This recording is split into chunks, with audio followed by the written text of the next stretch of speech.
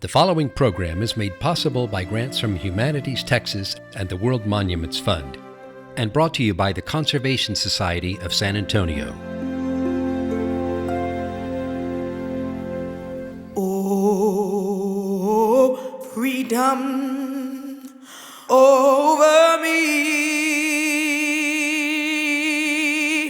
Oh, freedom. The early 60s was a time of great change when the younger generation of African Americans sought civil rights through direct action. But peaceful protesters throughout the South often braved hateful violence. Amidst the strife, there arose a moment when reason and right prevailed. This is the undertold story of San Antonio's quiet revolution. Most variety and department stores in the racially segregated South refused to seat African Americans at their lunch counters and cafeterias. You could always go into Woolworth and buy something, but you couldn't sit down at the restaurant counter. San Antonio stores, except for Sears, followed the same policy, even though local public schools, buses, and parks had desegregated in the 1950s.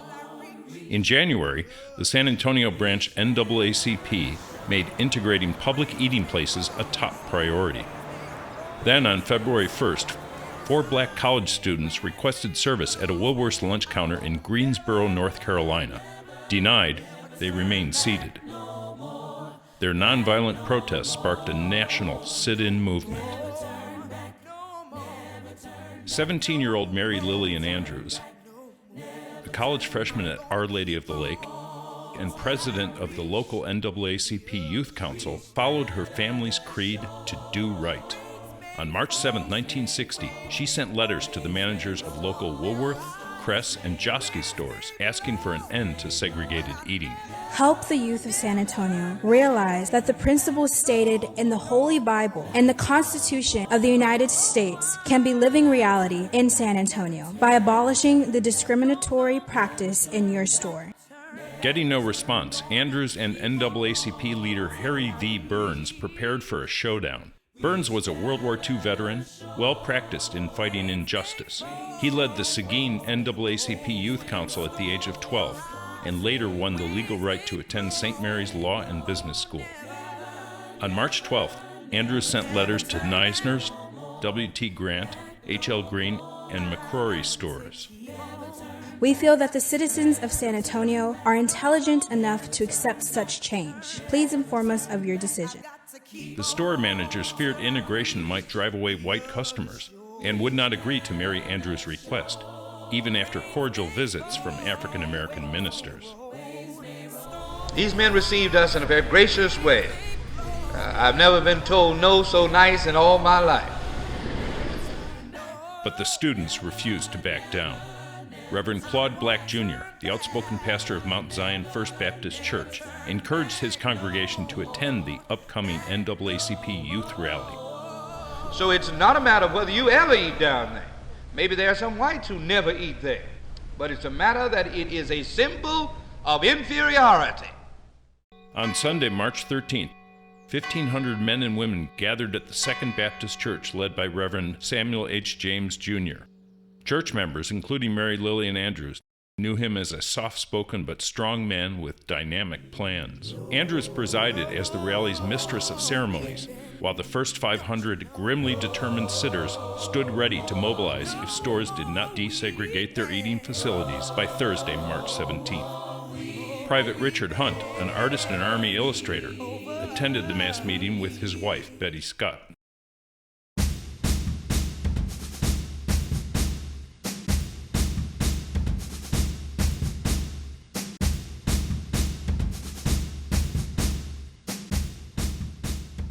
City Attorney Carlos Cadena and Police Chief George Bishel declared that orderly sit-ins would not be considered a breach of the peace. Tension mounted. Hoping to prevent protests, Reverend C. Don Baugh of the San Antonio Council of Churches called a meeting of religious and business leaders. The all-white group met secretly at the San Antonio Chamber of Commerce on Tuesday, March 15th. Clergymen included vocal civil rights advocates Rabbi David Jacobson of Temple Bethel, Father Erwin Jurashek, Director of Catholic Action, and Catholic Archbishop Robert Lucy, represented by Monsignor James Boyle. The men hammered out a proposal minimizing the store's financial risk.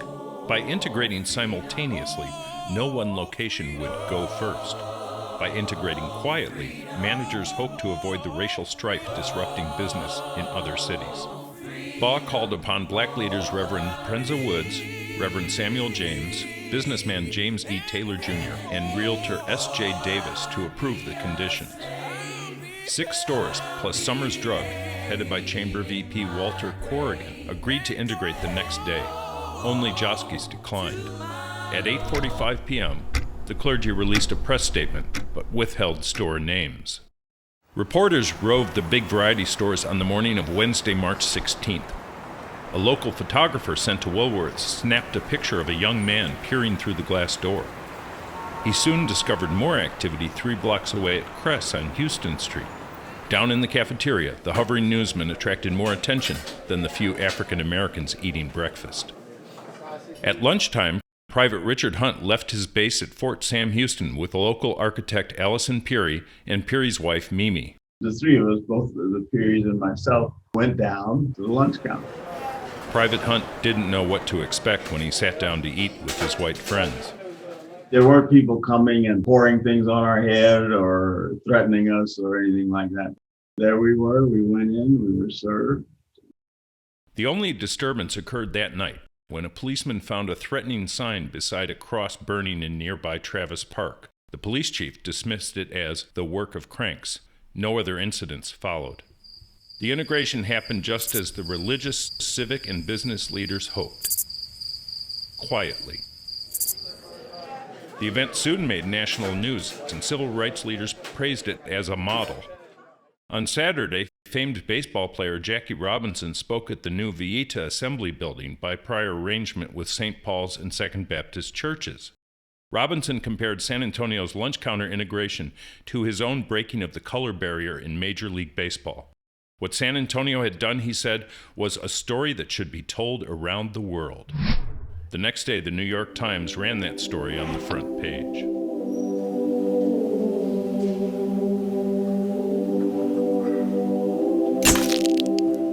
Mary Lillian Andrews' photo appeared in the March 31, 1960 issue of Jet magazine, posing at the Woolworth lunch counter with a friend.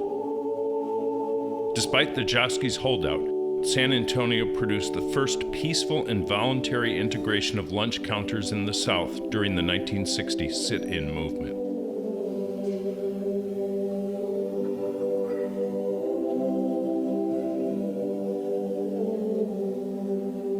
But few cities followed San Antonio's example. Student protests across the South continued to encounter resistance, often ending in arrests and violence. What set San Antonio apart? Founded as a Spanish colonial outpost, San Antonio retained a large Hispanic population that outnumbered African Americans. We have a different history. We started out primarily mulatto and mestizos. So our history is different from what happened in other parts of the country.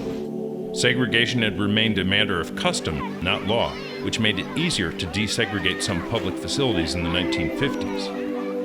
The city's military bases also contributed. The military began integrating in 1948. African American veterans and active service members rejected being treated as second-class citizens. And it became increasingly problematic for the city to discriminate against them and their families. There are all these things that happen in lunch counters around the country that didn't happen in San Antonio because of the San Antonians, because of the Army and the Air Force. City Attorney Carlos Cadena's directive not to arrest peaceful protesters helped level the playing field. Cadena forged an impressive legal career as a civil rights advocate, overturning discriminatory practices against Latinos and blacks. By upholding African Americans' rights to peaceable assembly and petition, he provided a stronger incentive for stores to integrate their eating facilities to avoid demonstrations. The peaceful integration of 7 downtown lunch counters represented a high point in San Antonio's progress toward full integration and a victory for the national sit-in movement. Led by Mary Lillian Andrews and the NAACP, local African Americans had taken a decisive step forward towards regaining freedoms denied to citizens of color. while other southern cities responded to the civil rights issue with violence and strife. On March 16, 1960, San Antonio, Texas produced a quiet revolution.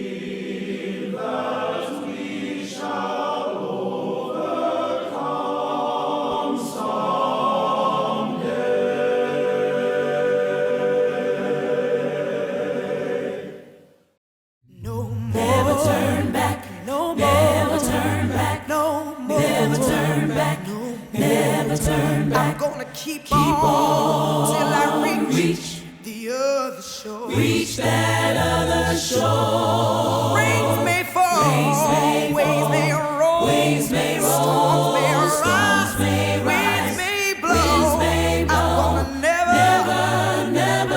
never turn back no more, back no more. Rains may fall, waves may roll, storms may rise, winds may blow. Oh, never